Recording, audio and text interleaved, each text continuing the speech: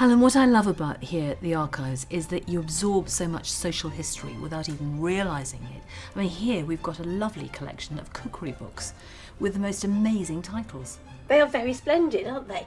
I like Tempting Dishes for Small Incomes. I like the New Perfection cookbook. That's this one here. That lady looks startlingly like Nigella Lawson, do you think? An Edwardian Nigella. Edwardian. Yes, indeed, yeah.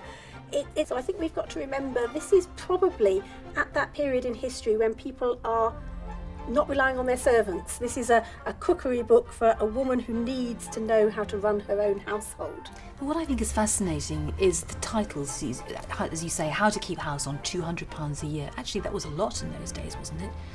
It was quite generous, but I think it was how to keep house well. Yes, how to look better. Secrets of Beauty, Health and Long Life. I was just leafing through that a few minutes ago. And obviously that's more for the moneyed people, because there's something there about polishing your arms before going to a ball. There's something here for everyone, isn't there? There All is, the stratas of absolutely. society. Absolutely. And it shows you how the domestic scene was changing.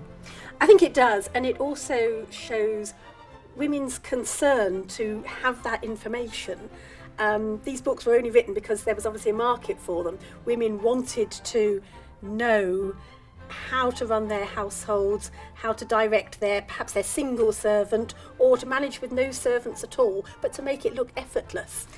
And of course, these days were before health centres, surgery, so there'd be medical advice here about what to do if somebody was ill. Oh look, there's a simple remedy for cold feet when there's contagious illness in the house.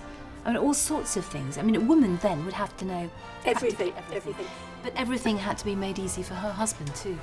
Oh, absolutely, because he would come home in the evening and expect to find things running like clockwork. And these were the books that told you how to do it.